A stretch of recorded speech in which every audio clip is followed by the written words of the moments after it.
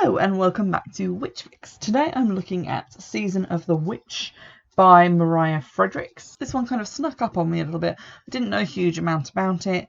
I found it just by looking at random stuff on eBay that had the word witch somewhere in the listing, and I bought it with a bunch of other books because I've started trying to do a sort of make weight type thing, just combining postage and buying a lot of books from the same seller. So I got a number of other witch related books from the same person, and they all kind of came shoved in a bag together. I'm going to give trigger warnings at the top for this one.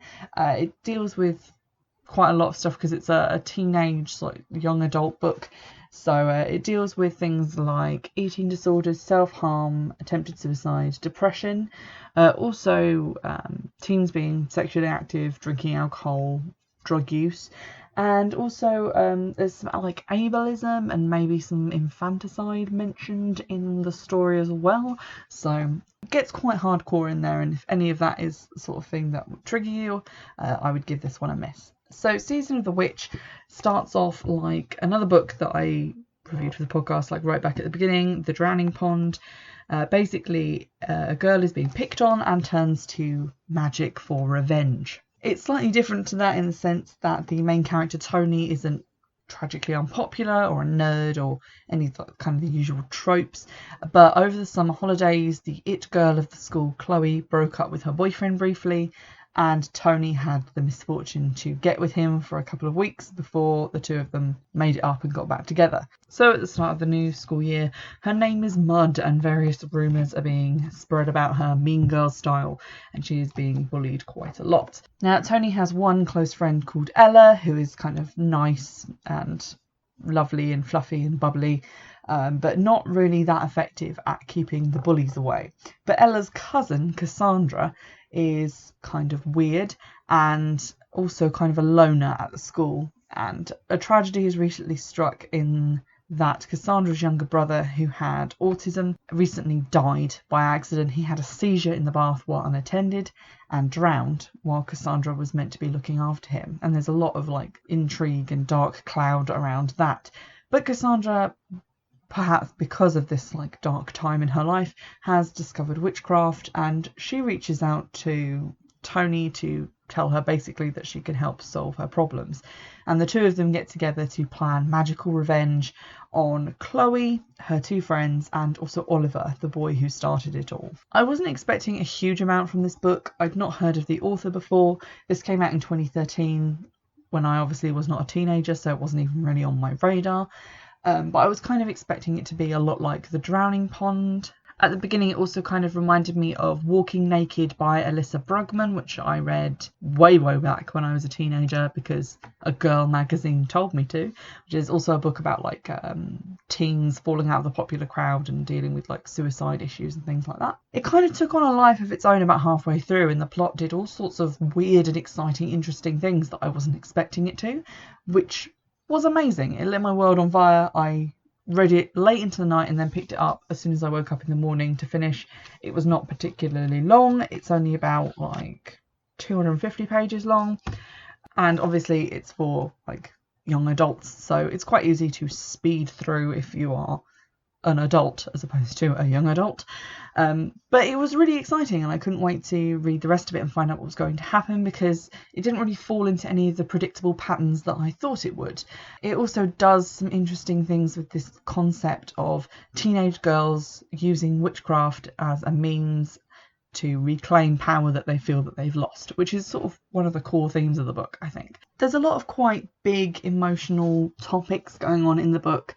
For example, the main character, Tony's parents, over the summer that all this stuff was going on with her dad was also having an affair, and her mum found out.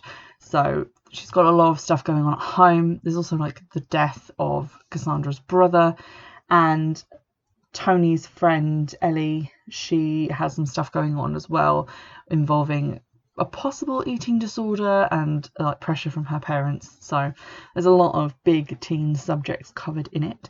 The actual like witchy aspects were, I guess, quite convincing. They don't really go into like the Wiccan area. I don't think they actually use the word Wicca at any point. It's just sort of generic witchcraft TM, like if you bought a book just called Witchcraft, and it just told you how to do some spells. Like there's a book going around on Instagram at the moment called Hex Your Ex. Like if you picked up something like that and then just decided to do that. There's a nice moment where they go to Cassandra's room and she's being all mysterious and showing Tony her book of shadows, and all Tony's thinking about is how the Urban Outfitters incense is making her want to like gag and die, which I found quite amusing.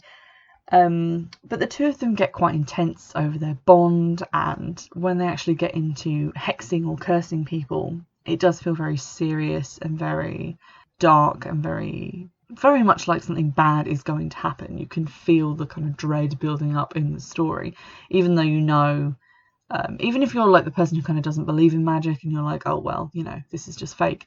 But if you are the kind of person who practices witchcraft and believes in magic like I do, they're not doing any of the sort of things that I guess you would normally do in a ritual, like casting a circle and raising energy and all that. But it does definitely still feel like they are accomplishing something, and that what they're doing isn't just harmless ill wishing.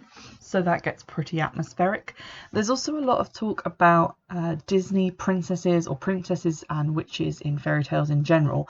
The start of the book, there's like a prologue, which is Tony relating a story about how when she was in like junior school with people who aren't her friends now and who aren't featured in the story, they would get together at recess and they would play out scenes from Disney princess movies. But she never got to do the princesses she wanted to do because she had brown hair and she had to be Belle from Beauty and the Beast, and neither of the other girls wanted to be Beast. So they always had to do things from like Sleeping Beauty and The Little Mermaid, and she always had to play like the crap role of like Ursula, or just, you know, being the bad guy, which I don't think is a crap role. I'd love to be Ursula. She had like bitch and tentacles, but whatever. But then one day she decides to basically stand up for herself and insist that they are going to do a scene from Snow White, and the other girls say, okay fine, we'll do it, but you have to be the evil witch. And so she's like, okay fine, if I can't be the princess, I'll be the witch and we'll see what happens. And she finds by doing that she has power, and she tells one of them that they're dead and they have to stay lying down, and they're like, oh but I'm uncomfortable and I want to go up, and she's like, well, I'm the witch and I say you're dead, which is a lot of foreshadowing for the book for sure. It also kind of reminds me of, and this is slightly off topic, but when I was in primary school, and like obviously way before I knew about Wicca or witchcraft or any of that, I told a girl who I was sort of friends with at the time that I'd put a curse on her and she couldn't move, and she got really freaked out and she told a teacher on me and cried, and I got in like serious trouble. And I was like, I mean, I didn't actually do anything, jeez. But it just really reminded me of that. I don't want to give too much away about the actual plot, but obviously when a main character curses their enemy to death and the book has a ways to go, you're kind of thinking, well, I mean, what could possibly happen? And it definitely goes down a very unexpected road in terms of what it actually means to reclaim that power and to believe that you have it.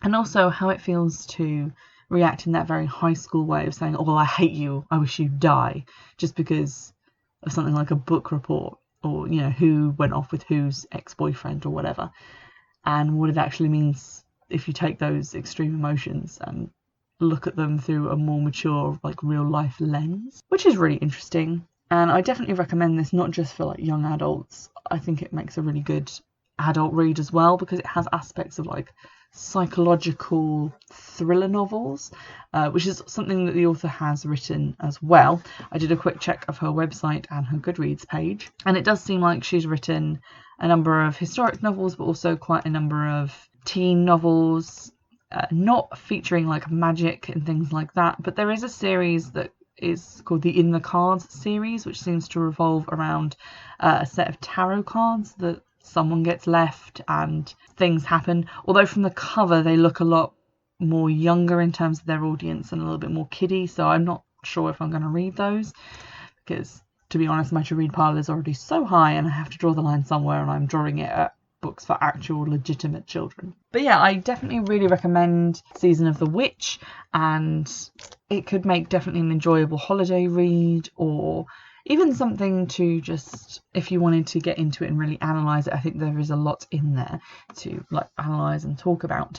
The one thing, actually the two things that I didn't like about it a huge amount was, one, the title, because while I love Season of a Witch, Season of the Witch as a title. It's the title of a lot of things because obviously a lot of people like the sound of it, and it's the title of a number of other books, also a film, maybe more than one film, and obviously musically as well. So it is quite hard to Google, and it just comes off as a little bit generic, and I feel like the book is worth more than having just a generic title like that. It could have had something a little bit more imaginative. And also at some points the writing kind of comes across in that self-consciously, I'm an adult trying to write for teens, yo. So there's like some weird occasions where like slang is used and some odd ways of like shortening things and shortening phrases. For example, Cassandra at various points, like towards the beginning of the book, refers to people as a bastard, like a bastard, but said in like a weird Cockney accent, and there is no reason why she's doing that given like in the book. Like she's not putting on the accent to make the word sound like that. It's just written weird. So that I didn't really get, but aside from that, pretty solid read. Definitely will be keeping and adding to the permanent collection because I want to read it again. It reminds me of like really good Melvin Burgess books like way back when I was a teenager, and it just has that nice raw feeling emotionally, which I think is missing from some of the other more cutesy books that I've read about witches and Wicca, like the Wicca series and Circle of Three. Like this one feels like it's actually about young adults, as in real people with emotions, as opposed to teens who are just like, oh, they're children so they don't have real problems. I'm going to read you just a little bit from around the sort of mid section, like a third of the way in, just to give you some idea of what the tone is like and the content as well. This is right after they decided to do a hex on Oliver because he won't stand up for Tony and basically tell people what really happened over the summer and that she's not actually a home-wrecking bitch. Although it really annoys me when teens call each other home wreckers because it's like, you don't have a home together. Shut up. Anywho, so from page 81.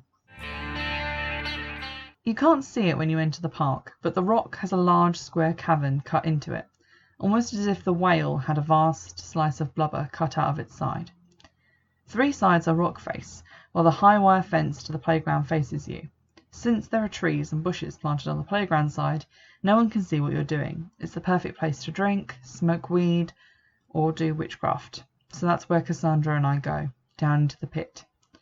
We begin by finding a piece of rock. It has to be thin, although Cassandra won't tell me why. Finally, I find a slither of dark shale. That'll work, says Cassandra. We sit on the ground facing each other, the piece of shale in the middle. Then Cassandra reaches into her bag and takes out a small velvet pouch.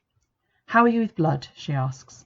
I have an immediate image of a slashed throat, blood gushing with every heartbeat. I shake it off. Define quantity? Cassandra holds up a large needle. It's silver with a gold point. A mere pinprick. I hold out my finger. Okay.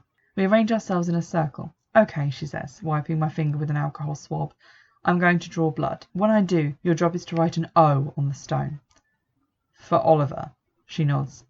Would it work with just an O? It's harder than you think to get blood, she smiles, so I think O will have to do. Just keep him fixed firmly in your mind. She takes my hand in hers, her skin hot with tension. Then she holds up the needle. Don't look. I turn my head, stare off into the trees. As I do, I let images of Oliver come into my head. Oliver laughing at the party, the feel of him against me on the street. No, those are nice images. I want the real Oliver, the one I don't like. Oliver not looking at me. Oliver with his dumb, I don't know. I don't know. I don't know. The stab of the needle hurts like hell. My hand jerks at the pain. Cassandra grips it tightly. Okay, she says. Go. My mind's stuck on Oliver, confused by pain. It takes me a moment to remember what we're supposed to be doing. Then, with a dim memory of becoming blood sisters with Amy somebody at camp, I squeeze the tip of my finger until a bright red blood ball forms. I start to write on the slab. The first touch is too much. It leaves a clumsy crimson blotch on the stone, which soaks in. More, says Cassandra. I squeeze harder, drawing the tip of my finger along the stone. A thin line begins to form. Keep going, she urges. Think of him. Think what he did, how he let you down. I do, pressing harder and harder until it feels like I'm going to crack my nail. Here, Cassandra grabs my hand, stabs my finger again. I barely feel it, desperate to have enough to complete the circle. I start feeling lightheaded, as if it's gallons I'm pumping instead of droplets. It's so slow. Takes so long. Weak, I think. Don't be weak. You can do this. You can. When the 2 red swoops finally join at the splotch, I burst out laughing with happiness. Perfect, says Cassandra. Panting, I say. The blotch isn't so great. No, she says, her voice distant. It's the primal wound. The first hurt he gave you that started the circle of cruelty. And now you've brought it all back to him. That's right, I say. Cassandra takes a deep breath. Before we go on, I do have to tell you one thing. Okay. The threefold law, or the law of return, whichever you prefer, she says, going back to her jokey voice. Basically it says whatever energy you put out, you get back, times 3. So if I make Oliver silent for a week, I could be silent for 3 weeks.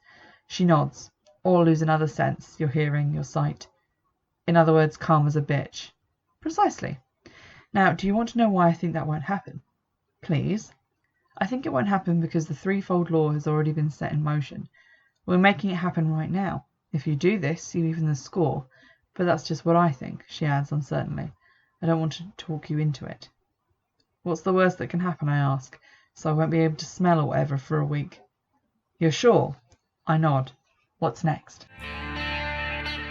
So that section now has basically the only Wiccan-esque bit in the whole book. They do mention the law of threefold return, but that's about as far as it goes in terms of relating it to actual paganism or witchcraft practice. The rest of it is pretty generic.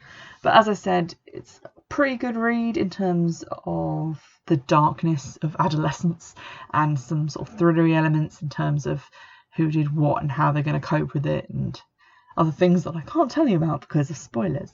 So do look it up, do get a copy if you can from Amazon, or I think you can probably get it as an ebook as well. And let me know what you think of it if you do give it a read. As usual, you can get in touch on Twitter, which is @Witchfix, or you can get in touch via email, which is witchfixpodcast@gmail.com. You can also donate to the Patreon via the link in the description of this episode, and also check out Twitter as well for random tweets about random stuff, and also a list of books that are on the wishlist for Amazon that you can send in if you would like to have something reviewed quicker than I'm going to get around to it on my own. I hope you've enjoyed this episode, and I'll see you in the next one. Bye!